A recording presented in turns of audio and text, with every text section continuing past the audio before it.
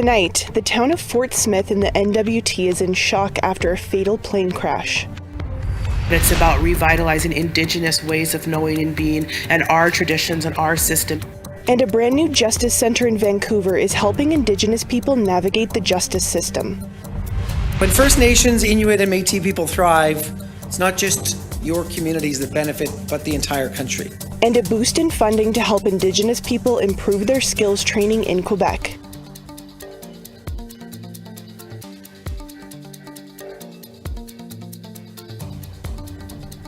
Good evening and welcome to APTN National News. I'm Savannah Kelly. The Dene and Métis community of Fort Smith, Northwest Territories is in shock after a fatal plane crash took place on the morning of January 23rd. Our reporter Charlotte Morit-Jacobs brings you more. 4 passengers and 2 crew members on board a flight bound for Diavik Diamond Mine have died. That's according to the Northwest Territories Chief Coroner. In a news release today, Chief Coroner Garth Eggenberger says there was one sole survivor of the crash who was taken to Fort Smith Health Centre and medevac to Stanton Territorial Hospital in Yellowknife.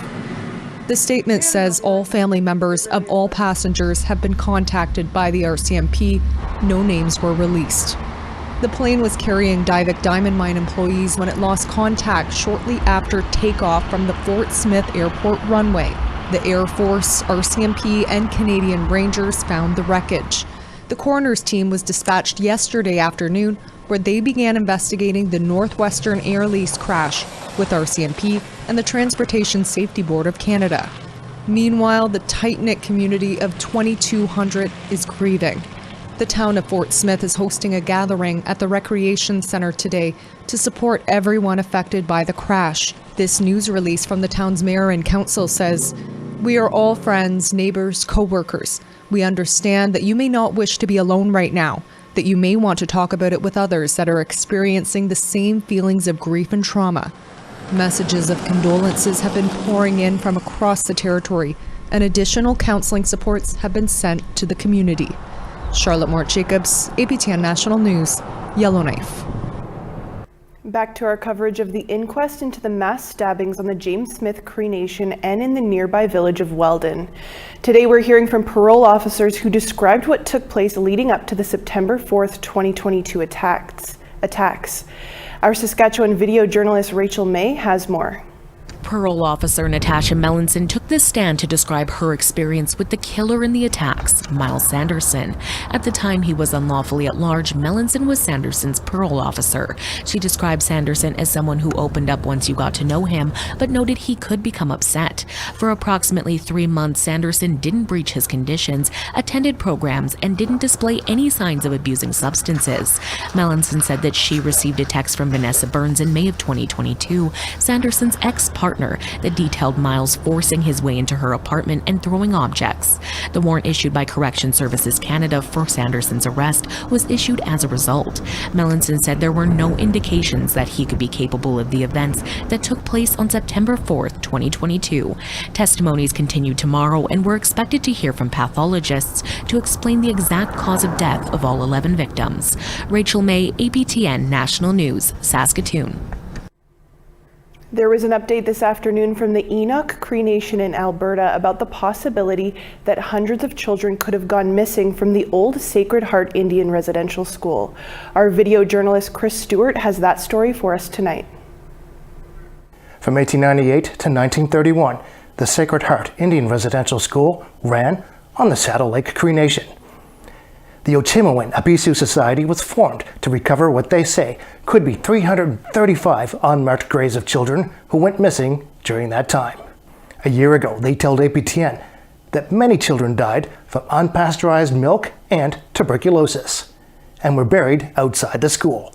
The society has been using ground-penetrating radar and last October found the skeletal remains of a child no older than 5. Other remains have been found in a very shallow grave wrapped in a shroud. The community wants to find all the remains and perform a forensic recovery this summer. The society is scheduling community meetings around the province with potential relatives of those missing, and they are asking the federal government for financial assistance. Linda Redcrow says the Society has denounced the RCMP and the Chief Medical Examiner of Alberta for refusing to help with the recovery. And the RCMP told us we don't collect old bones from cemeteries. So that's the kind of negligence and institutional racism that the RCMP continued to show towards these children. The Office of the Medical Examiner refused to meet with us. We tried to meet with him for a year to discuss a path forward to get his support, and he absolutely refused to provide it or meet with us. Redcrow says recovering the bodies has to happen because erosion will soon leave the graves exposed to the elements and wild animals.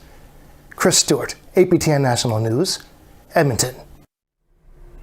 A Winnipeg hotel has shut its doors after facing criticism following a viral video of its staff restraining an Indigenous woman. Tamara Pimentel has more.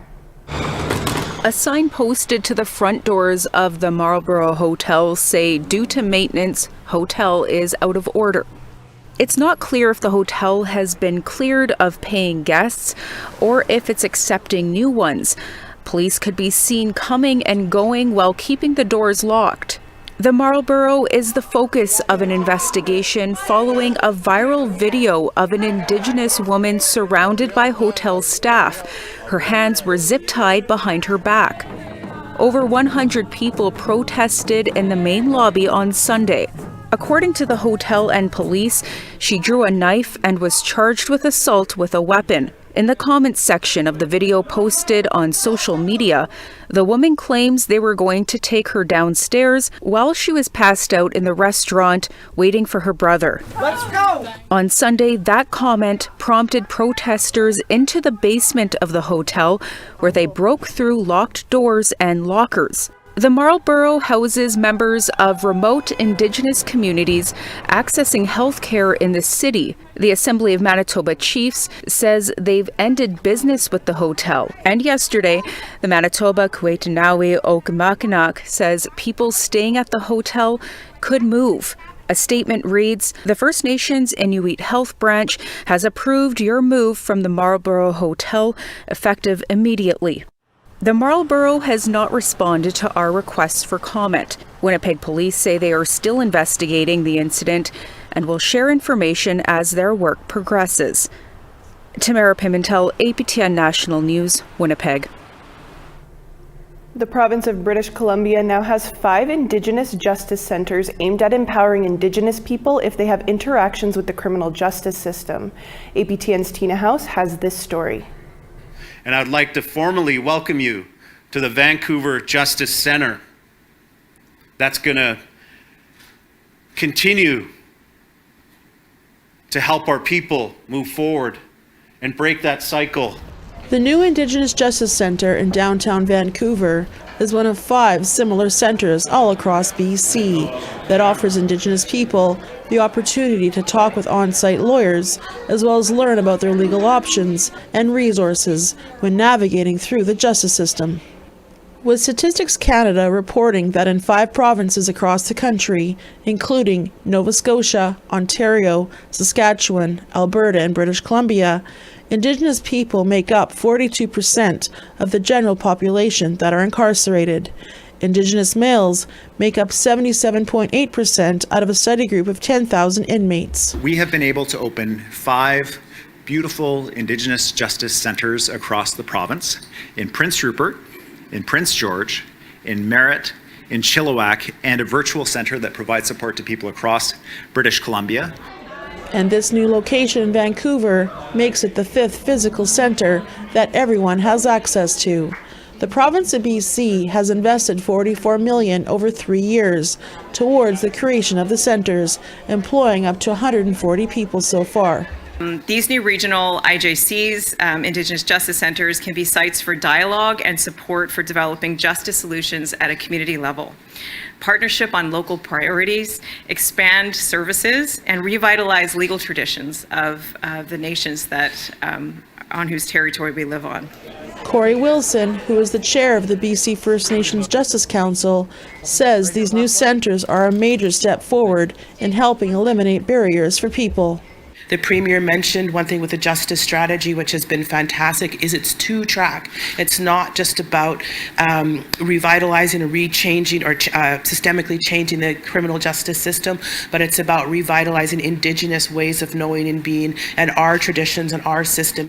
So the wraparound services that Corey speaks about for the people who will come through these doors, those wraparound services out there need to be more accessible. The system needs to change for our people. 5 more Indigenous Justice Centres will be established across BC next year. Tina House, APTN National News, Vancouver. We need to step aside for a short break. Coming up, a new report is outlining the need for dedicated school food programs in Inuit communities. Plus, new funding to support skills training for Indigenous people in Quebec. Oui, ça a vraiment changé ma vie parce que ça m'a permis de vivre mon rêve et d'être épanouie dans la vie.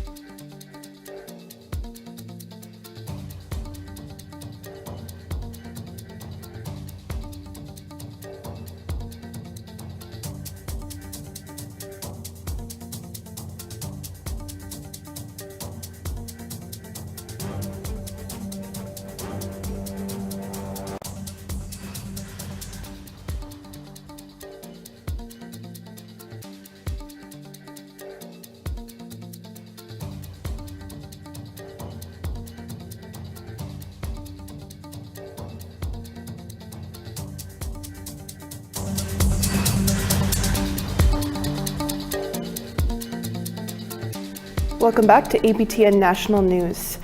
Canada's National Inuit Advocacy Organization, Inuit Tapiriit Kanatami, or ITK, recently uploaded a 45-page report that outlines the need for dedicated school food programs in Inuit communities. ITK says implementing school food programs for both breakfast and lunch will improve food security and attendance. Inuit face some of the highest food insecurity rates in Canada. It's estimated to cost $1.65 billion to implement and support such a program from 2023 to 2038 across 75 schools in Inuit communities. The report says existing school food programs are to be supported. The federal government is investing $25 million to support skills training for Indigenous people in Quebec. The money will fund the First Nations Human Resources Development Commission of Quebec for their project, Global Strategy for Indigenous Employability. Maricela Amador has the story. Whether it's smashing rocks, digging in the dirt, or moving heavy objects, Alexia Petitquet-Chilton is loving every minute of her job as a heavy machine operator. Mon père, il est opérateur depuis des années et j'ai toujours eu cette petite bulle-là de côté à quelque part dans ma tête. And with financial help of the First Nations Human Resource Development Commission of Quebec, she was able to successfully complete a training program and promptly secured a job in her trade. Grâce à la subvention salariale de la mesure C1 employabilité, ça fait 1 an que je travaille en tant qu'opératrice de machinerie lourde et je souhaite continuer. And now, Canada is hoping for more success stories like Chilton's. When First Nations, Inuit, and Métis people thrive, it's not just your communities that benefit, but the entire country. During a press conference in the Mohawk territory of Kahnawake, the federal government announced $25 million over 5 years in funding to the commission to increase the number of Indigenous people in employment or vocational training in both communities and urban areas. In fact, we are already seeing some positive changes. Richard Jalbert, the executive director of the commission, called these programs life-changing. With the funding, we can pursue many of our regular activities, but more than that, it gives us the means to implement changes, innovate, and advance our mission of training and developing Indigenous employability. The Commission is part of the Assembly of First Nations of Quebec, Labrador, and services 27 communities and 4 urban centers, including Montreal. Mohawk Council of Kahnawake Grand Chief Kasanahawis Deer noted that in the past, the labor force in Kahnawake has been excluded from neighboring developments. We need to have relations with the First Nations, with the Inuit, with everybody, all working together so that we could raise, this profile of where we're all residing together and ensure that there's equal opportunity. The Grand Chief added that it was never too late to find your passion and contribute to building your community. Oui, ça a vraiment changé ma vie parce que ça m'a permis de vivre mon rêve et d'être épanouie dans la vie. Chilton is currently working as a snow removal operator in the city of Trois-Rivières. Maricela Amador, APTN National News, Kahnawake. Dementia is a growing public health issue for Indigenous people, according to a study by the Alzheimer's Society of Canada. The report says that the number of Indigenous people in Canada living with dementia will increase by 273% by the year 2050.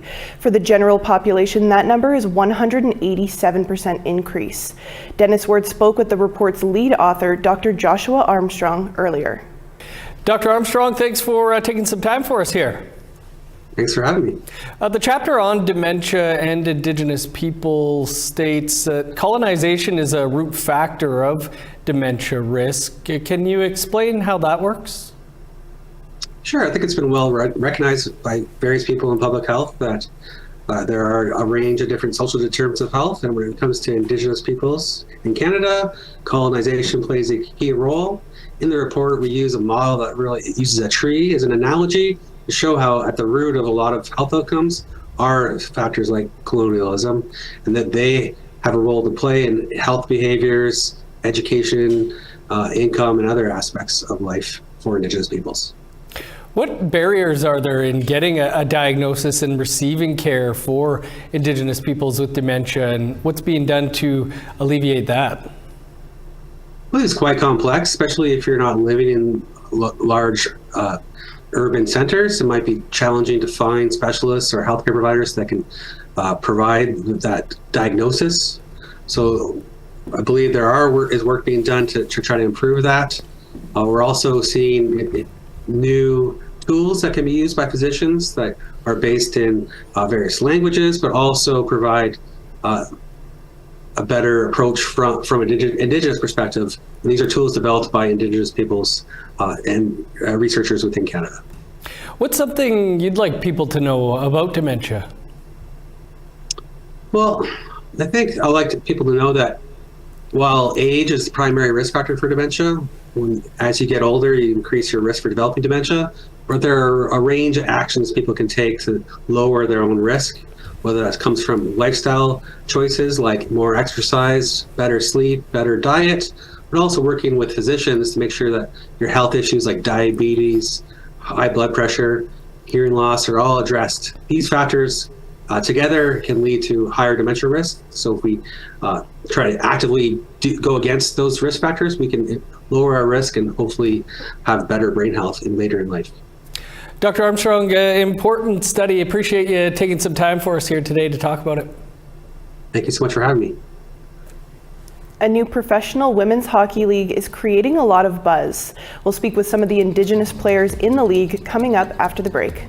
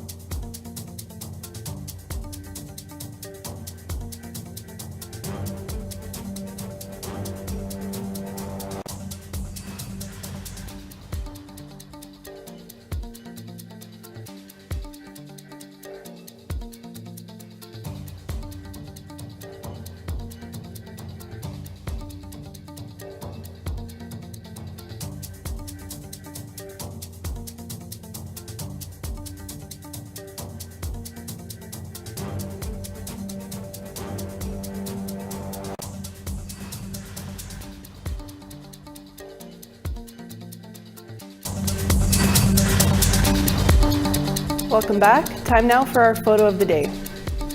From East River, Nova Scotia, Alona Hannah sent us this gorgeous sunset that she was able to capture from her backyard. Thanks for sharing this incredible view with all of us. If you'd like to share a picture, send that photo now to share@aptn.ca for the chance to be our next photo of the day. Now let's take a look at tomorrow's weather forecast. Starting off on the East Coast, 5 degrees and snowy in Halifax, Charlottetown, +1. Maine, sunshine and -16, Kuujjuaq, -21. Val-d'Or, 0 degrees and snow there, Chibougamau, -4. Toronto, 4 degrees there, North Bay, rainy and +1.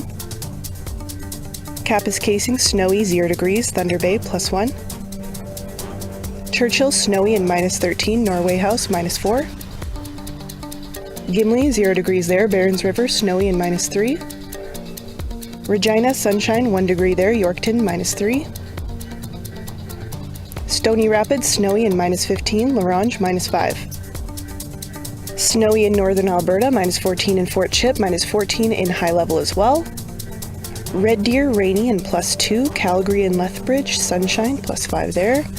Vancouver, rainy and 8 degrees, Canal, sunshine, +3. Fort Nelson, mix of sun and cloud, -15 there. Smithers, snowy and 0 degrees.